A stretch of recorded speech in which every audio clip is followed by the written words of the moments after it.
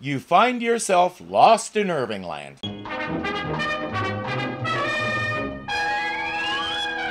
Last week, as you recall, the temperature outside was unbearable and everyone was looking for relief. Somebody overloaded the ship's air conditioning unit. I'll give you one guess, but it'll take John and Dawn a bit longer to figure it out. So while the guys are working on that, Dr. Smith has come up with his own solution. What kind of contraption is that, Dr. Smith? It's a punker, my boy. Very popular with the Rajas, Pashas, Caliphs, and similar powerful potentates. That figures. Dr. Smith thinks he's the king of the universe, or at least the center of it. You may share in its cooling breeze if you promise to hold your breathing down to a minimum. That's a pretty good breeze. But does it do anything for the robot? It lowers my thermal balance to a point where all senses perform at optimum efficiency. Be still, you babbling bird brain. No one is interested in your state of health. I believe Will is interested since he just asked, but if it doesn't serve Zachary Smith, it's not significant. Meanwhile, Maureen can't find Penny. The young lady in question is out with Debbie, searching for flowers and other plants so she can water them and try to keep them alive during the heat wave.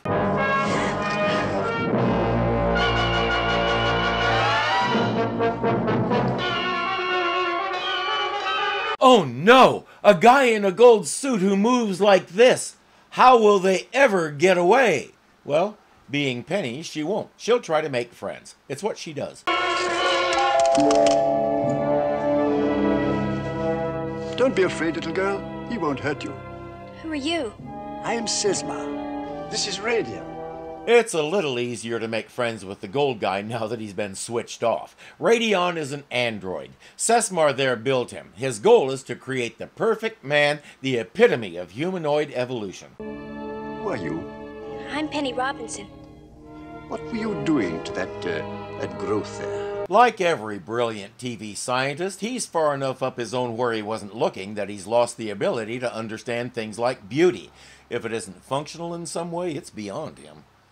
And it's time for us all to admit it, we know him from something. It's not surprising because he was in hundreds of somethings, so most of us have seen at least one of them.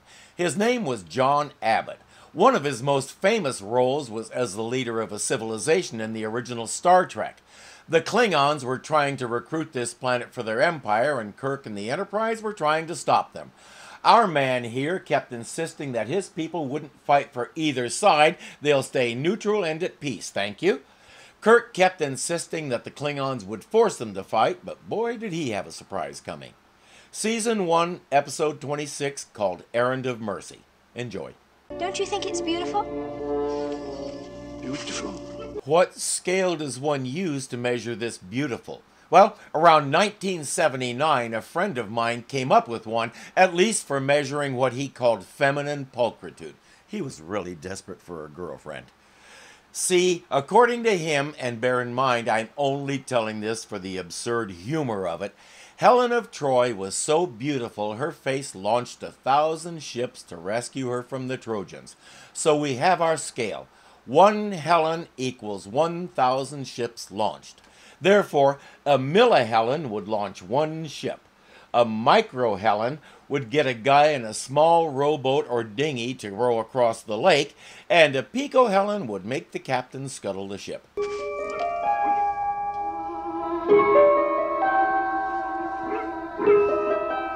That's not a beautiful flower. That's a bloop. When things are beautiful, they give you such a thrilling, wonderful feeling. Thrilling, wonderful feeling. You have to love how everybody in the universe uses pencils and wood pulp paper. You also have to love how he has no idea what she's talking about. Where does he come from that nobody has feelings? He doesn't look like a Vulcan, and that's a whole different series anyway. Where exactly is this feeling located? Just all over. It's a part of you. Like hope and courage, loyalty, and love. So these feelings are all part of you. Extraordinary. I wonder if I should give a little of each of them to Radeon. He offers to buy them from her. This guy is way gone. Penny explains that they're part of each person, then she and Debbie head back to the ship.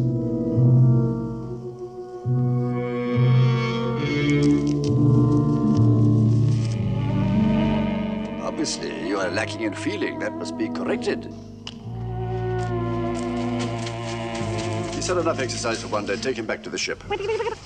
Good thing he has his own pair of mini putties to help him with stuff. That gives him plenty of time for plot exposition. Those feelings she spoke of call for study. I must make my laboratory on this planet for a while. That child may have the very elements I need for Radeon. I must find some way to extract them. Never mind what it might do to her. Seriously, this guy is so far up there he can see his own diaphragm. Where were you? Oh, Debbie and I were over in Green Rock Canyon.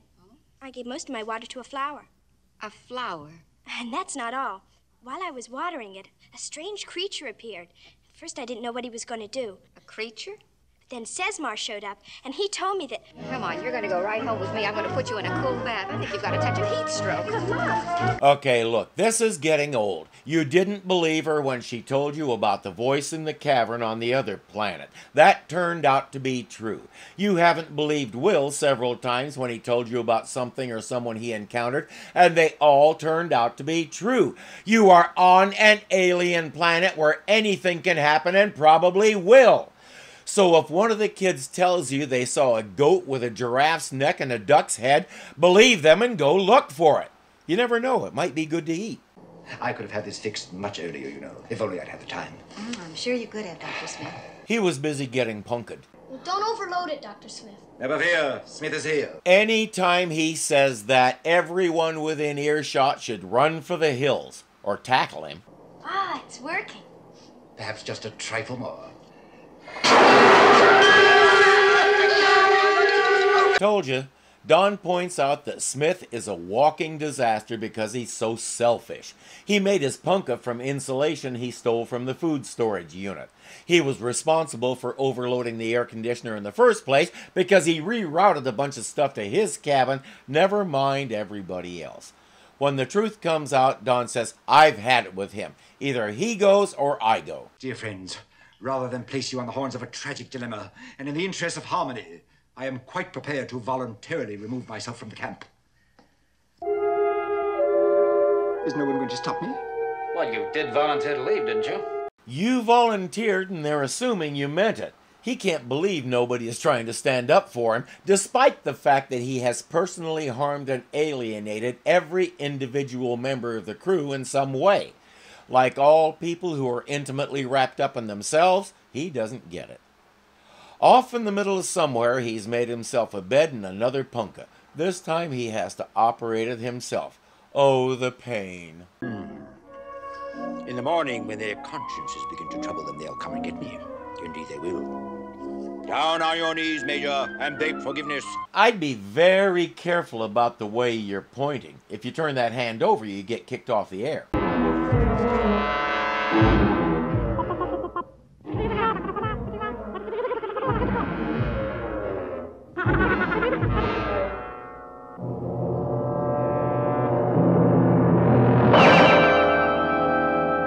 They were arguing about whether to have him medium rare or a little underdone. That portable microwave they have can do any temperature you want. Unfortunately, when they went to cook him, the air pocket inside his skull expanded a little too much and,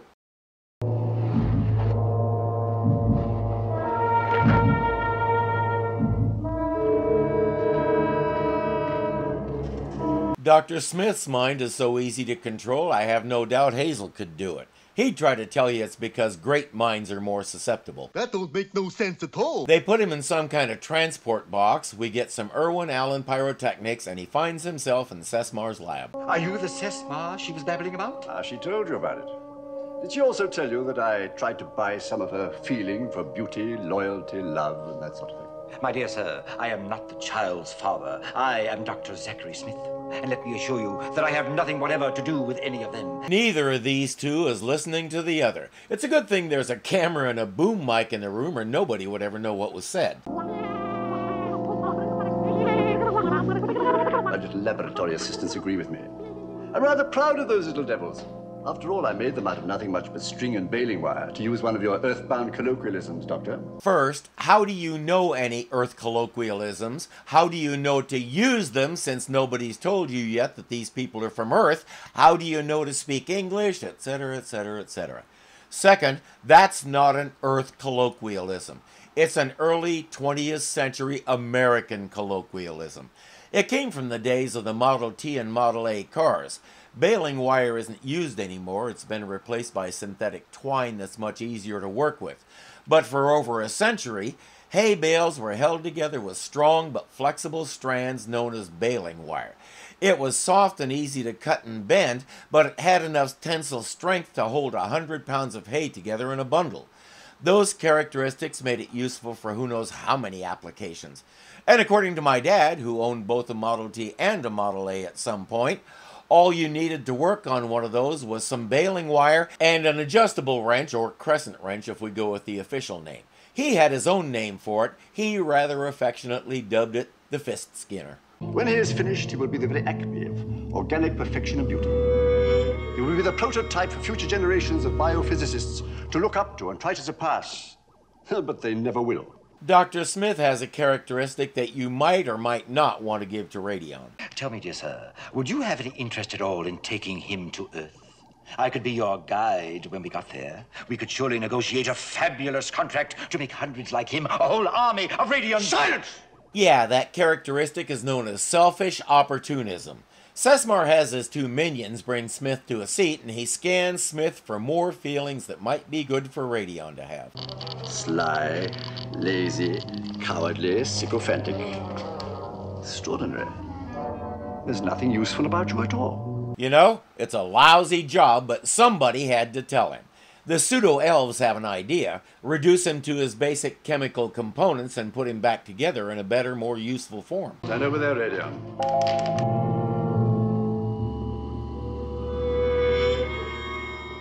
Put him on the table. No, please. You can't do this to me. It's murder. If he comes out looking like one of those helmet-wearing Oompa Loompas, I may never stop laughing. Please, Master, don't do this, I implore you. I can be very useful to you just the way I am. I doubt that. But I can. I can get lots of feelings for you. All the feelings you want. Oh, how? From the others. All the cardinal virtues you want for Radeon. But would you allow me to sit up, please? May as well. That sparkler's just about burned out anyway. He gives Smith a Doomafidget that's kind of like a camera, but not really. It scans and captures these feelings. Now, if Sesmar doesn't know what feelings are, how has he already built a thing to catch them with?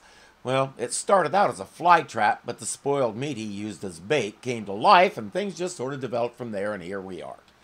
Sesmar says, this thing works best if they don't know they're being scanned. Dr. Smith goes around and secretly scans everyone.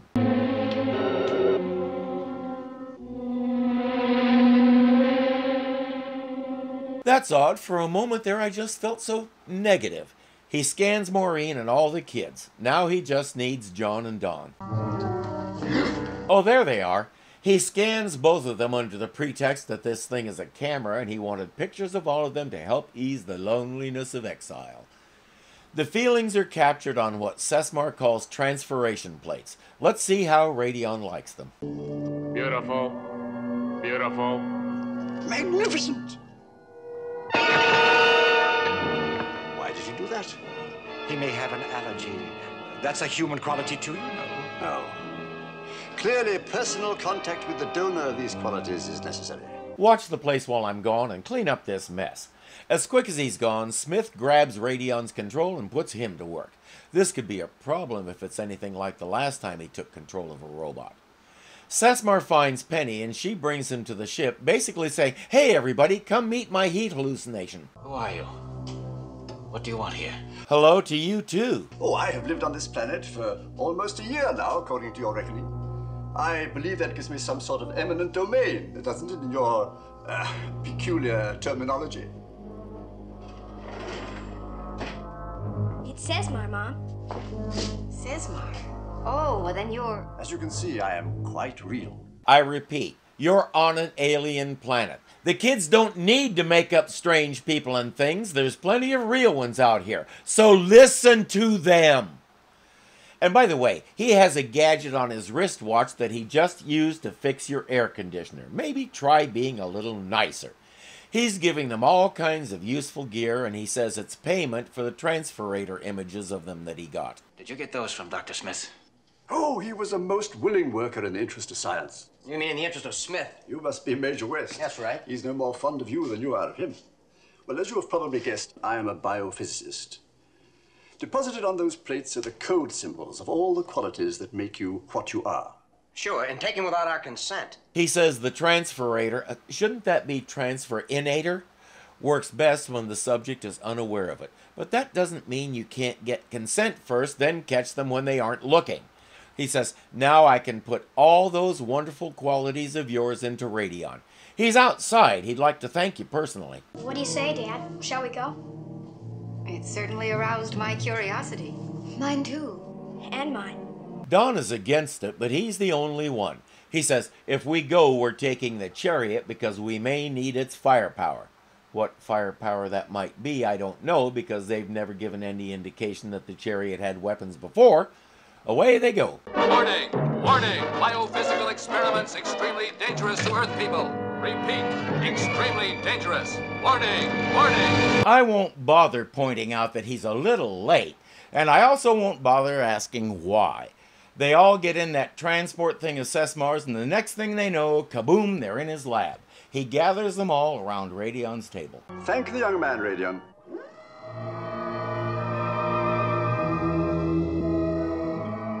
I thank you. You're welcome.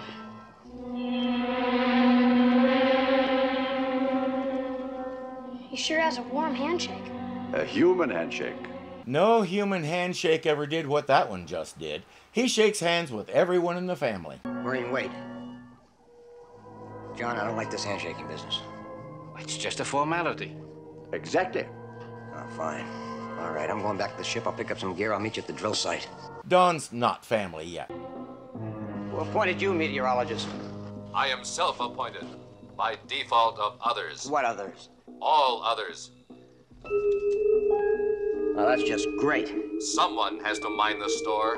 Suddenly, nobody cares about anything. I expected you to join me at the drill site a couple of hours ago. Well, I guess I forgot. That's not all you forgot. Oh? For one thing, how to behave like the commander of this ship. Don, what's the matter with you? Do you know that all of our instrumentation was in an off position? So what? What's so important about that? It won't take Don long to figure out what happened. Now the question is, what can he do about it? Splendid! You are an apt pupil. Very, very good. Pass down, pass down. Stop that! Suddenly, Sesmar isn't so happy about his creation. Look at him. Behaving like a sentimental dolt. Isn't that one of the qualities you wanted him to have? No, it isn't. I see now what I did wrong. I gave him all the good human qualities and none of the bad ones. Wait, now you want him to destroy the flower instead of pronouncing it beautiful? I don't think he has any idea what he wants. Maybe he should put somebody who actually has feelings in charge of doling them out to Radeon. He has Radeon take Smith back to the lab and tells his Leonardo clones that he has a job for them.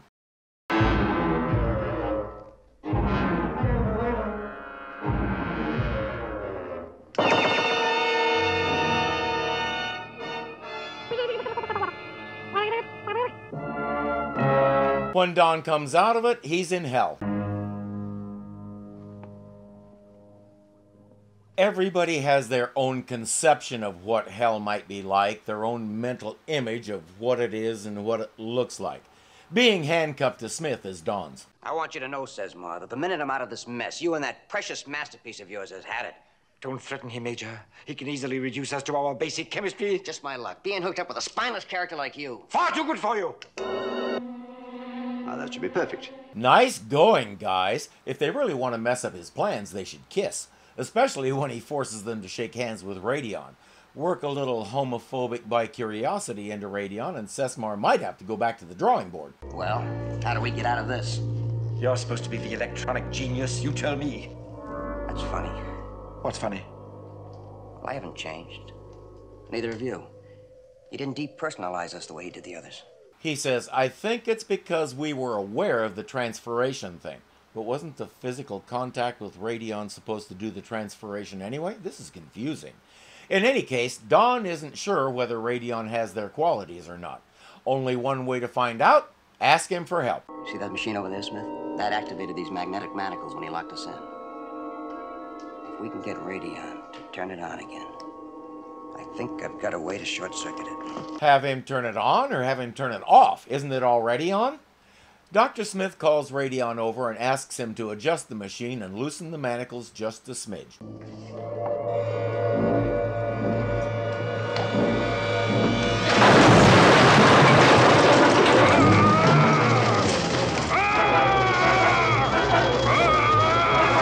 It appears that Radeon is blind, at least temporarily. He's doing a fair imitation of the movie versions of Frankenstein's monster.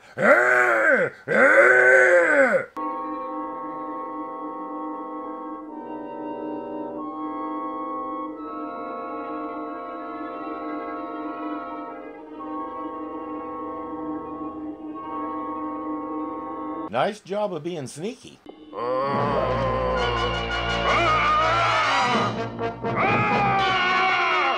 Never mind. Smith punches the remote and Radeon stops. Don grabs the sparkler igniter, torch, and says, "I want those plates and I want them now." All right, I will give them to you. But I must have the remote control unit. That's not true. They both saw you open that little door on his chest and put them in. You didn't use the remote at all. Still, Don gives in and Smith surrenders the remote. Seize them!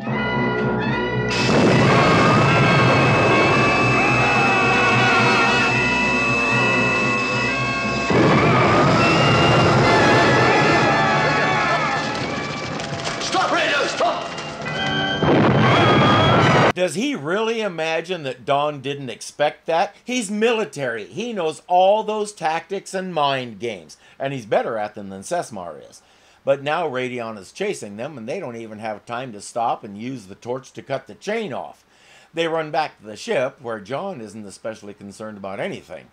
Still, he does know how to handle a laser pistol, and that's what they need most right now. Oh, careful! Thanks.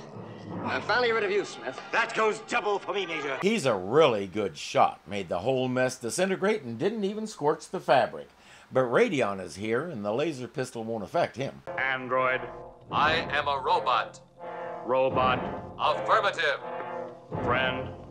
That statement does not compute. I am brave, strong, cunning. I tell lies. I also tell truth. I am very loyal. You will be loyal. Negative. Do not refuse my friendship or else. Lasers, exploding equipment, none of that makes a dent in Radeon. The robot's electrical blast kills him. Maybe they should start carrying portable robot zappers instead of lasers from now on. Or just build themselves some holster-sized robots.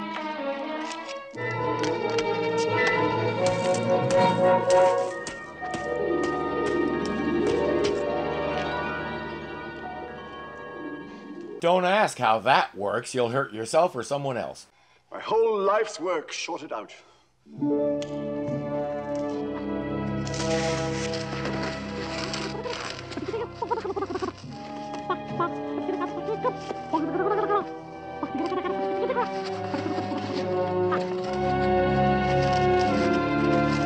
Your life's work was a pipe dream from the beginning, dude. The perfect man or woman doesn't exist and cannot be created because there's no such thing. Whose definition of perfection are we using, and how did they arrive at it? What does a perfect individual do all day? He's so focused on the how, he fails to consider both the why and the what then.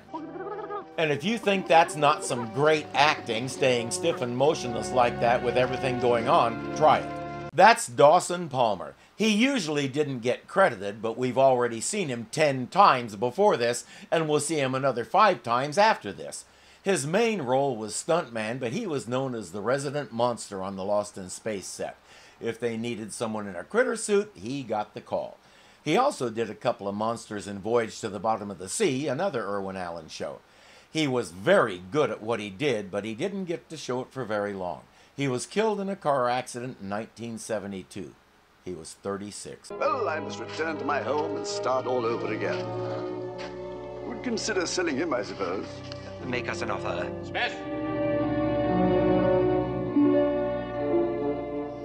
Well, back to the drawing board. He actually said it. Are you sure he's not from Earth? In the cliffhanger, Penny and Dr. Smith are out walking. Penny is collecting flowers and Smith is complaining. Situation normal. Look at this one. Want to smell it? Very well, give it here.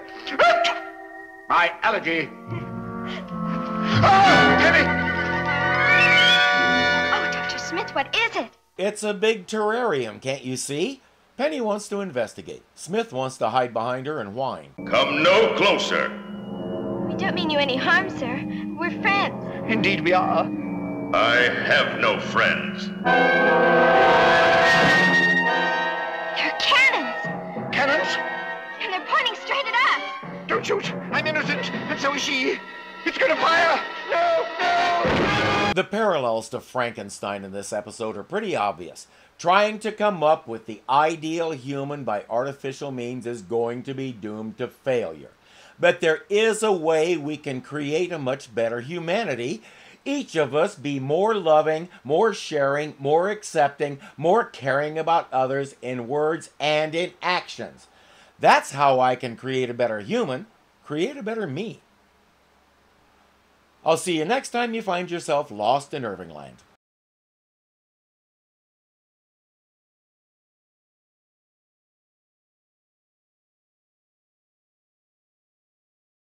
Trying to come up with the ideal human by artificial means is going to be doomed to failure.